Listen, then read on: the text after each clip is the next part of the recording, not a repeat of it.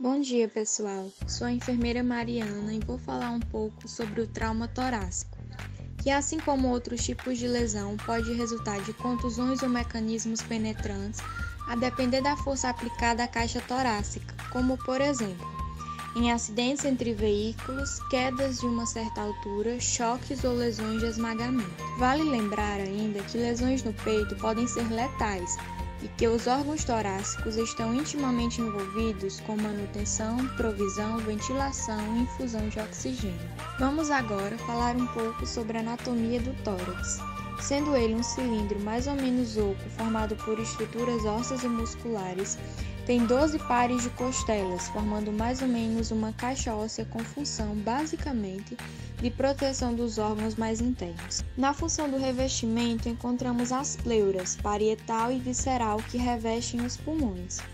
Os pulmões ocupam o lado direito e esquerdo da cavidade torácica. Bem, no que se refere aos tipos de traumas, começaremos pelo traumatismo penetrante. Nas lesões penetrantes, objetos de variados tamanhos e tipos atravessam a parede do tórax, entram na cavidade torácica e possivelmente lesionam os órgãos dentro do tórax. É visto também a possibilidade de um ferimento penetrante criar uma comunicação entre a cavidade peitoral e o ambiente exterior, podendo entrar ar pela inspiração. O ar também pode ser compelido a entrar no ferimento se a resistência do fluxo de ar através do ferimento for menor que ao passar pelas vias aéreas.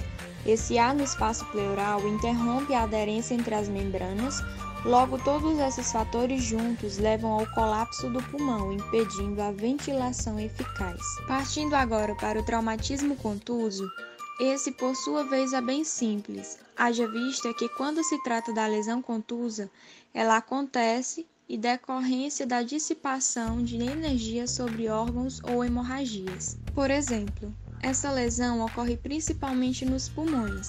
Essa onda de energia pode rasgar o tecido pulmonar, podendo resultar em sangramento no interior dos alvéolos. Nessa situação, a lesão é chamada de contusão pulmonar, que é essencialmente um hematoma pulmonar.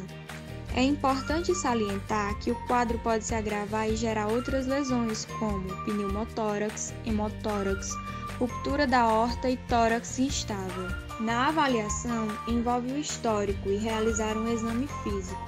Em situações de trauma, falamos do método Sampler, nos quais os sintomas do doente, idade, alergias, medicações, antecedentes, horário da última refeição e os eventos relacionados à lesão são elucidados, além do mecanismo geral da lesão. Temos como exemplo do exame físico as etapas como observação, ausculta, palpação, percussão, oximetria de pulso e capnografia em forma de onda. Os principais sintomas gerais decorrentes de um trauma torácico são dor em forma de pontada aguda ou construtiva, dispneia, tontura e alteração do nível de consciência em decorrência à ventilação inadequada e à restrição de movimentos devido ao trauma. Em seguida, realizamos o exame físico, seguindo os 4 componentes: observação, palpação, percussão e ausculta. A avaliação também deve incluir a determinação dos sinais vitais, colocar um oxímetro de pulso para avaliar a saturação de oxigênio arterial para a avaliação do paciente ferido. O paciente é observado em termos da presença de palidez cutânea e do suor, o que pode indicar estado de choque e a presença de cianose, coloração azul da pele, especialmente ao redor da boca e dos lábios, é geralmente evidente quando a hipóxia é avançada. A diminuição dos sons respiratórios de um lado em comparação com o outro pode indicar a presença de sons anormais e podendo gerar hipossaturação. Lesões torácicas podem ser resultado de trauma fechado ou penetrante. As lesões torácicas mais incidentes incluem contusão pulmonar, que é uma lesão torácica comum e potencialmente fatal, que resulta de trauma torácico penetrante ou fechado significativo. Os pacientes podem ter fratura de arcos costais associada, pneumotórax ou outras lesões no tórax. As contusões maiores podem prejudicar a oxigenação. Ruptura traqueobrônquica. A lesão da traqueia ou de um brônquio principal é uma lesão incomum e potencialmente fatal que frequentemente passa despercebida. O doente com lesão traqueobrônquica frequentemente apresenta hemoptise, tosse sangue, enfisema subcutâneo ou pneumotórax, presença de ar entre as membranas que envolvem os pulmões. A ruptura traumática de aorta. Os doentes com ruptura aórtica que são potencialmente tratáveis costumam ter uma ruptura incompleta perto do ligamento arterioso da aorta. A manutenção da integridade da camada externa, o hematoma mediastinal contido, previnem o sangrar até a morte e a morte imediata. A ruptura traumática do diafragma produz pequenas perfurações que levam algum tempo para ser descoberta. É mais comum do lado esquerdo, porque o fígado protege o lado direito do diafragma, enquanto o intestino, o estômago e a sonda nasogástrica sejam mais facilmente detectados no lado esquerdo do tórax. Outra lesão bastante incidente é o pneumotórax, definido como a entrada de ar na cavidade pleural entre as membranas que revestem os pulmões. Pode ocorrer resultante de alguma lesão no pulmão, provocando colapso pulmonar, classificado como simples, ou devido a uma ferida penetrante, como um projétil de arma de fogo, denominado pneumotórax aberto. As manifestações clínicas geralmente são a dor habitualmente súbita, apresenta angústia respiratória e desconforto torácico. Para seu tratamento, tem como objetivo evacuar o ar do espaço pleural, quando indicado uma descompressão, e em casos de ferimentos, eles devem ser selados, podendo utilizar como materiais improvisados o papel filme ou alumínio.